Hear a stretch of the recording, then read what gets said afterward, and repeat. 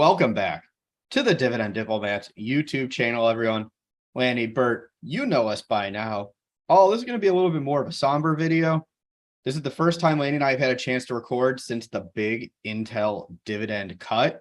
We've got a lot of comments about it since it happened, so we just wanted to talk through it, give a quick summary of what happened, talk about how it's impacting us financially with dividend income lost, and then we're going to share a few lessons that we've learned going through this episode. Exactly, guys. I know we're all still feeling the sting. It doesn't matter what type of cut it is or if it's a small percentage to your portfolio. A cut always stings, but you just try to make sure that the cut isn't too deep. But make sure you guys subscribe to the channel. Definitely give this video a nice thumbs up if you haven't already. It takes 2 seconds. We're on the road to 20,000 subs, so we appreciate you guys for rocking with us. Yeah, Bert said it. Bert hit it.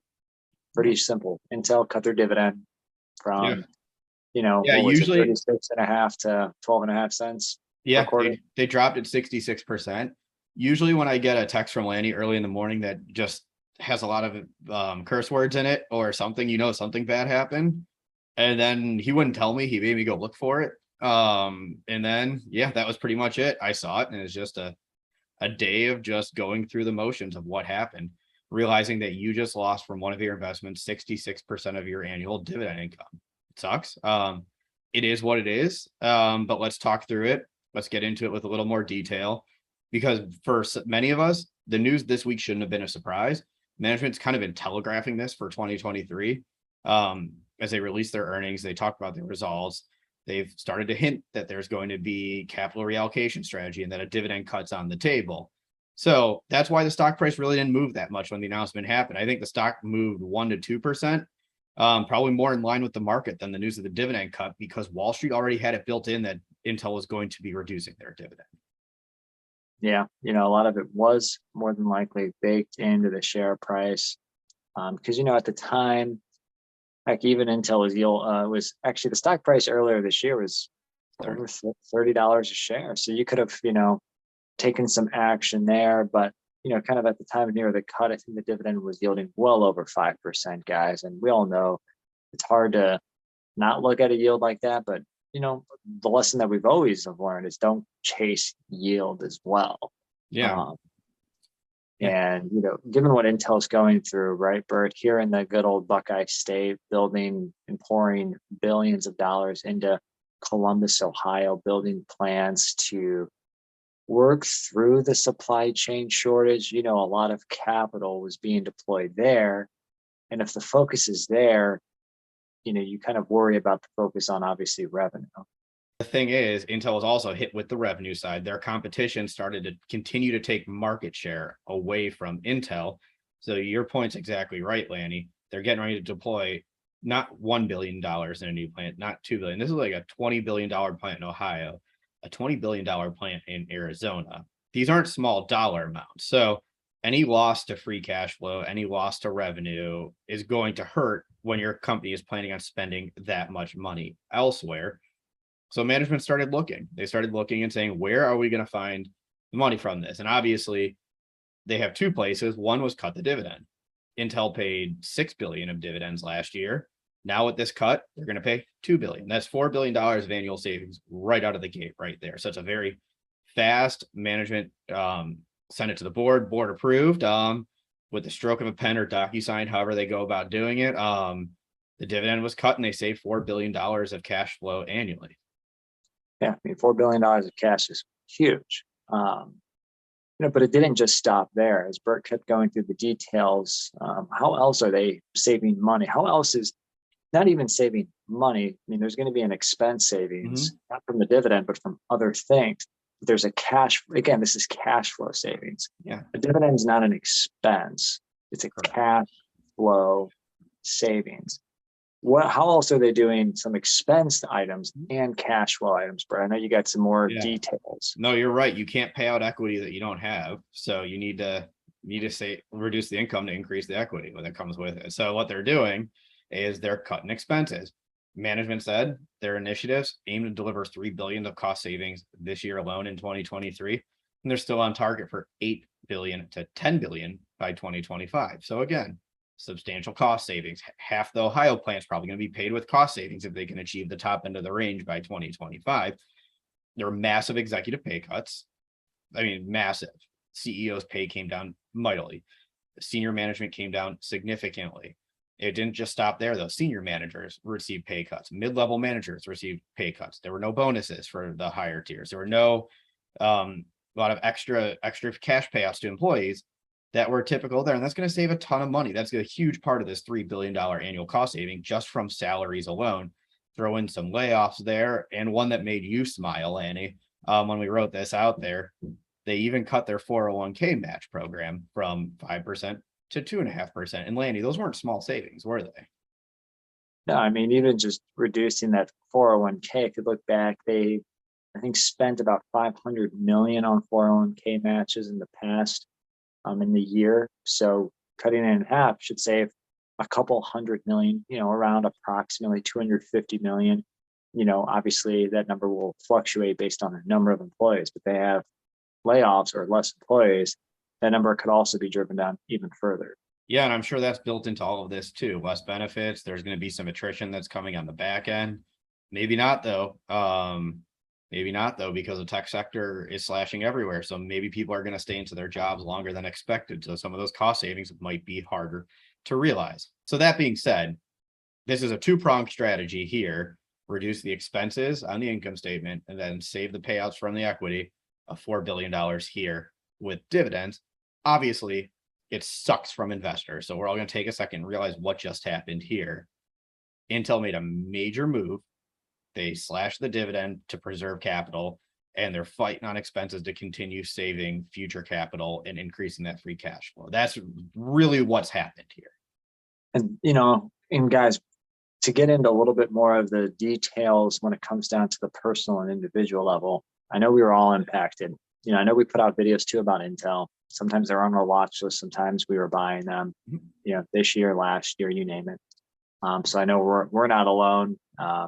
Did not anticipate this as much as maybe some others. So, we have, persevered through dividend cuts in the past. We'll get through this one, no doubt. Yeah. I've been saying it to Bert. I've been saying it online. The comeback is going to be much stronger and better than the setback. But we were impacted financially. I know, Bert, I know you've got your totals. I've got my totals up here. We'll show them on the screen. Yeah, no, you're right. It wasn't a small amount. I think that's why that's what hurts. This isn't just hurting people that watched our channel and bought it without us putting in it. Like, that's why we try to be as transparent as we can with our portfolios. And we try to talk about stocks that we're actually watching and buying ourselves, because whatever the analyses we're doing, we're going through it step by step to invest our money into this. So we ride the highs, we live through the lows, and this is obviously one of the lower points, but we're doing it together. So that's really it. And I mean, to go through the numbers here with this buying of Intel, again, my wife and I had added it up to 225 shares. Our dividend income before the cut was 329.60 from Intel. Now my dividend income after 112.88. We lost $216 of annual income right there. What about you, Lanny? I had over 200 shares, about 202. 295 was my original dividend income expected from Intel. Went down to $101.09, about $194 of forward passive income that I no longer have at the moment.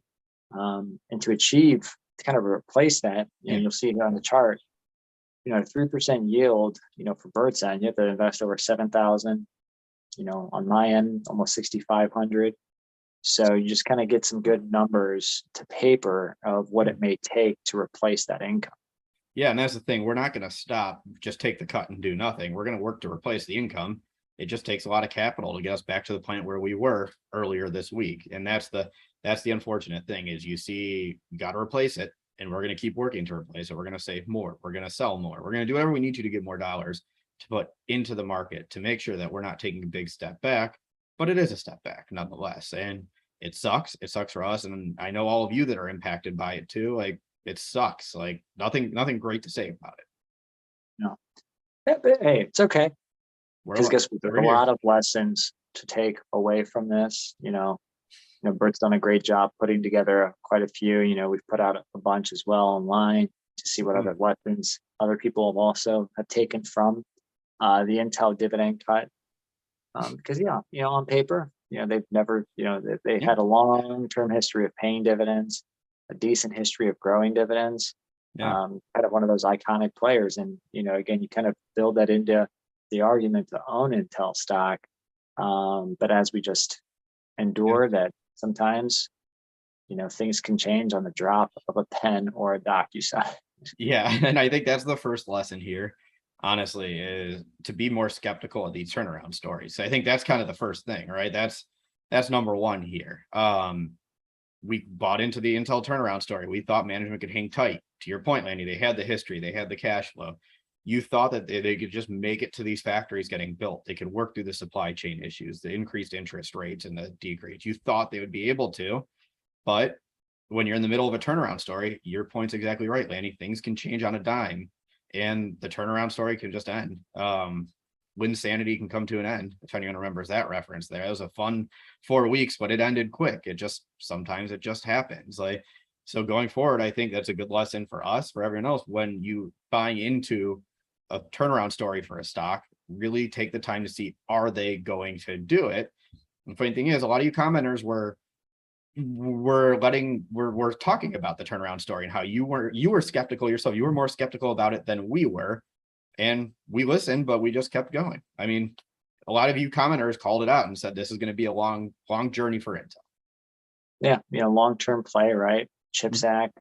America wants to bring back the chip semiconductor industry to the United States, which is part of why, Intel's building these plants, because they want to be a premier provider in that industry. So, again, long-term play.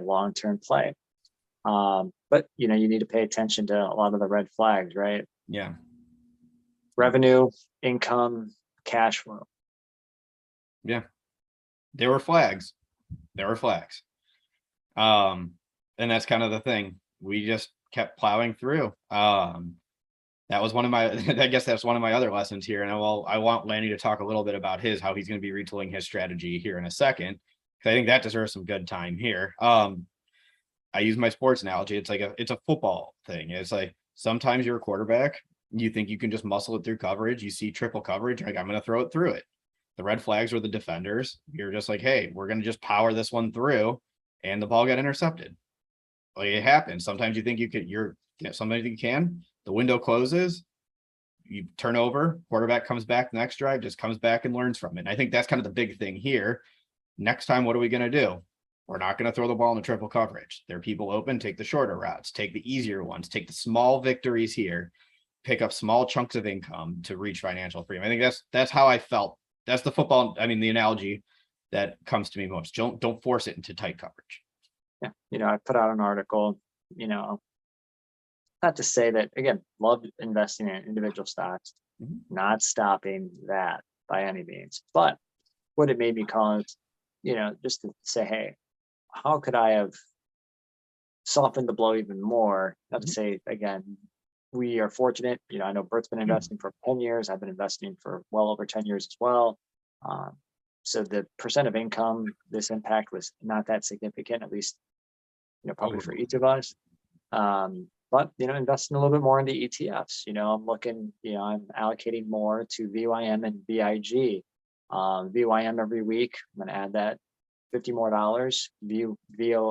VIG, I'm adding $10 a day extra. So not taking, away from the option of buying individual stocks, but I just want to make sure I'm putting more dollars automatically to work in a diversified ETF, keeping it simple.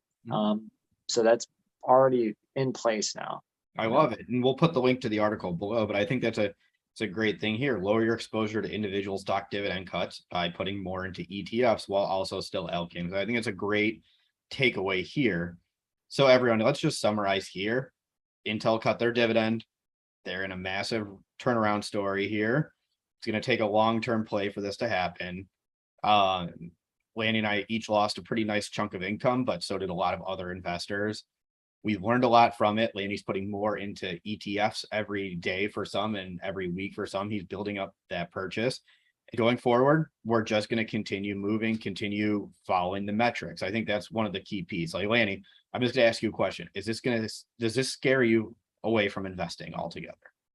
Not at all. If anything, it makes me, it's weird. Again, that's why I say the comeback is going to be stronger than the setback. It makes me want to do more, because I Yeah, want to do more about keeping it simple yeah, with the ETFs, with the dividend kings, with the dividend aristocrats, those that have better balance sheets, better cash flow, revenue growth in the past, and projected revenue and earnings growth in the future. So again, it's not chasing yield. Obviously, again, we really, you'll probably see us on this video, on our videos on our channel.